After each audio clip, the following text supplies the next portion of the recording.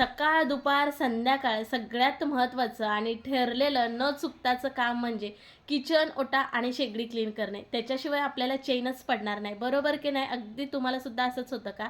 आता सकाळच्या वेळेस बघा, नाश्ता करून झालेला होता, चहा वगैरे उतू गेलता, मुलांना दूध दिल्यामुळे ते सुद्धा किचन ओट्यावरती सांडल्यामुळे त्याचा सुद्धा बराच वास येत असतो. आपल्याला गॅसवरती पाणी अजिबात ओतायचं नाही, हे असं एक लिक्विड बनवायचं आहे आणि त्यांनी आपल्याला गॅस क्लीन करून घ्यायचा आहे. गॅसवरती जर पाणी ओतला तर शेगडी तर खराब होईलच, शिवाय ह्यातनं गॅस लीक होण्याची सुद्धा शक्यता असते. स्प्रे जसा मारत जाईल तशी शेगडी आपली एकदम चकाचक निघते. तर इथं मी किचन ओटा तसाच साफ केलाय. पाठीमागच्या स्टाईल सुद्धा किचन ओट्याच्या त्या सुद्धा ह्या सोल्युशनने साफ केलेल्या आहेत. त्याचबरोबर आपल्या बेसिंग वगैरे ते सुद्धा मी क्लीन केलेलं आहे. आणि गॅस बघू शकता इथे एकदम चकाचक. हा गॅस म्हणायला गेला तर 10.5 वर्षापूर्वीचा आहे, तरी सुद्धा नव्यासारखा आहे.